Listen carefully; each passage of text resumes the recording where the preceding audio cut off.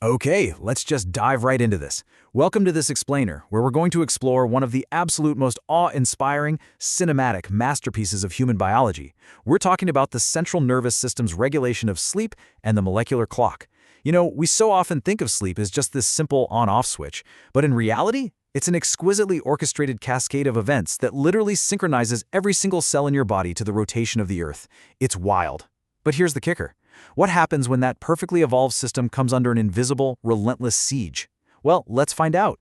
So this is basically the million-dollar question for anyone who has meticulously optimized their bedroom temperature, blocked out all the blue light, tracked every macro, and yet you still wake up feeling completely exhausted, right?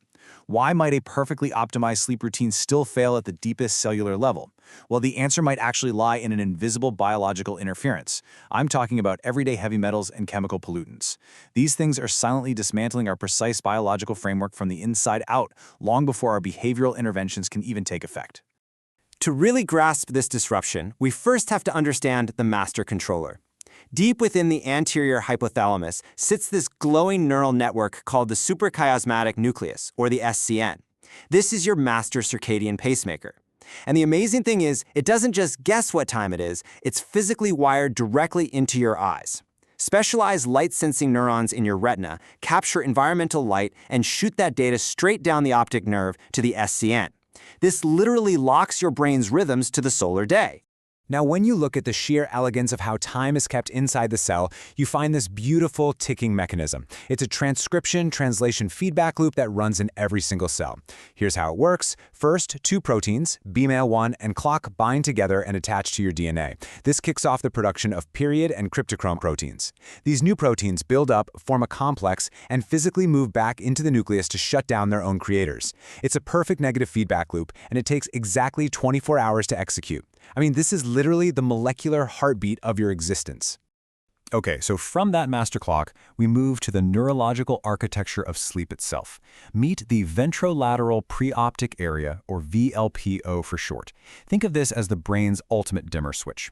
When it's finally time to sleep, the VLPO releases an inhibitory neurotransmitter you've probably heard of, GABA. This GABA cascades outward, gracefully quieting down the brain's massive wake-promoting centers. Without that GABA release, your brain simply cannot power down. And notice the delicate balance happening right at the synapse. In a healthy, normal state, specialized brain cells called astrocytes act like little vacuums. They sweep up glutamate, which is the brain's main excitatory chemical. Getting rid of that glutamate allows GABA to take over, plunging you into deep, restorative, slow-wave sleep. But when systemic disruption hits, this clearance completely fails. The synapse gets flooded. Your brain gets locked into this chaotic state of glutamatergic hyperexcitation. So you might technically be asleep, but your neurons, they're firing like you're sprinting from a predator. So what's actually causing this catastrophic failure? Enter the invisible antagonists, heavy metals. We're talking about elements like methylmercury, lead, and manganese. These have absolutely zero physiological utility in the human body. None.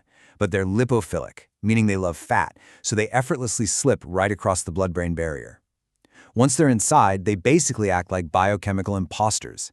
They mimic essential minerals and aggressively bind to vital thiol groups on your proteins. This causes your neurochemistry to literally misfold and clump together. It's dismantling your cellular machinery gear by gear. And if you're sitting there thinking, well, this is probably super rare, check out this number, 53.3%. In a massive survey over in Korea involving more than 32,000 adults, over half of the participants suffered from poor sleep quality, and the data directly linked this to chronic, year-long exposure to heavy metal constituents just suspended in everyday airborne particulate matter. So we are not talking about some niche toxicological event here. This is a population-wide phenomenon that's altering the sleep architecture of millions of people. Let's break down the actual physiological wreckage caused by some of these specific metals, based on widespread sleep data. It's kind of crazy how specific they are. Lead, for example, alters GABA release, which directly drives insomnia and truncates your sleep cycles. Cadmium acts as an independent risk factor for obstructive sleep apnea and severe REM sleep production.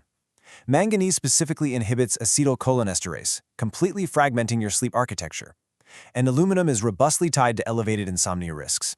It's like each metal picks the lock to your nervous system in its own unique, destructive way. But of course, biology doesn't happen in a vacuum, right? Let's look at how this builds when we consider multi-metal synergy using massive public health datasets like NHANES. The modeling here reveals some incredible nuance. For instance, elevated selenium consistently predicts general sleep disorders. Meanwhile, copper shows this fascinating U-shaped risk in older adults, which basically means both a deficiency and an excess are going to disrupt your sleep pathways. And crucially, blood mixtures dominated by lead and mercury significantly reduce sleep duration, specifically in females, which points to some highly sex-specific vulnerabilities to all this bioaccumulation. To really see the extreme end of this spectrum, we can look at occupational data. When comparing average sleep quality scores, non-exposed control groups sit at a perfectly healthy baseline score of 4. But metallurgical steel workers, folks who are exposed to airborne manganese all day, their scores jump to a 7. And in the world of sleep metrics, that indicates severe, clinically significant sleep degradation. It's solid proof that high-level respiratory exposure to these toxins translates directly into systemic neurological dysfunction. So the crucial point we need to ask is, how exactly does it do this from first principles? Let's trace the causal chain for lead. It's honestly a bit terrifying. During gestational development, lead exposure selectively targets and destroys dopaminergic amacrine cells right in the retina. It actively reduces the exact enzyme needed to make dopamine. And here's the catch. Without those specific cells, the retina's light-sensing neurons simply cannot communicate with the brain. Lead is literally blinding the master SCN clock to environmental light. It breaks your brain's ability to entrain to the solar day.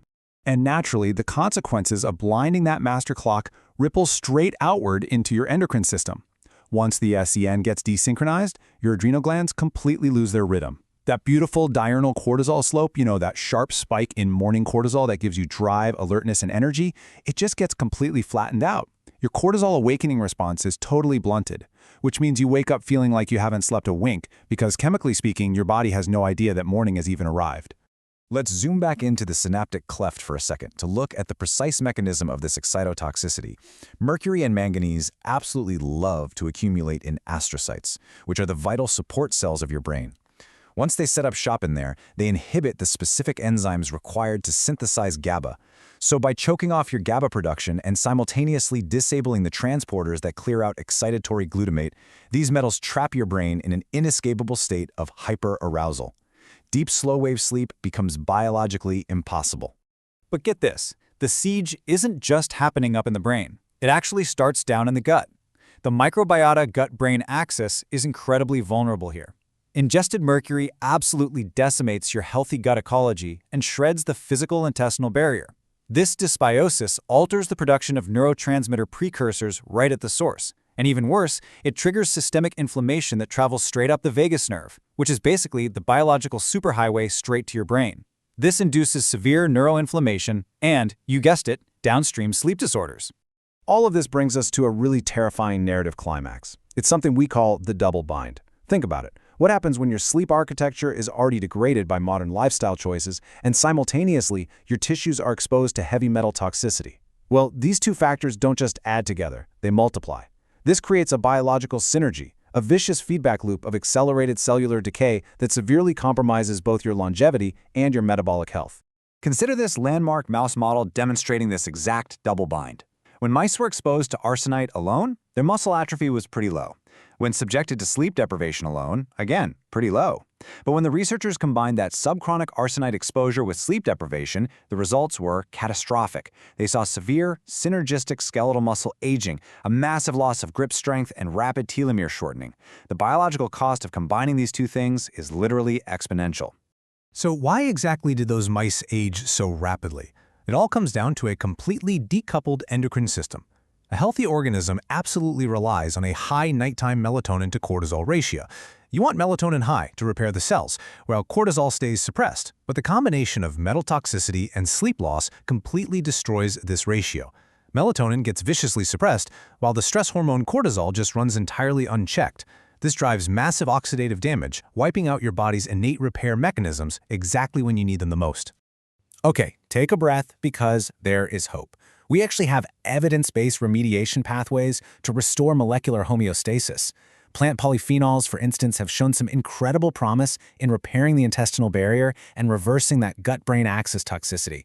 Directly restoring melatonin levels can literally salvage vital pathways in your hippocampus, which rescues your memory consolidation.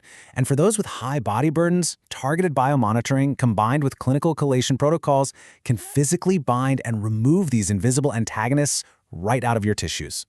And I really want to leave you with a profound realization about human resilience. There were these incredible studies where the master SCN clock was literally lesioned, destroyed in rats. Initially, the animals completely lost their rhythmic temperature regulation. But fast forward 6 months, they recovered. Secondary relay nuclei in the brain dynamically rewired themselves to actually take over the functions of the master clock. Your nervous system possesses just a breathtaking level of neuroplasticity and an absolute unrelenting drive to survive and synchronize.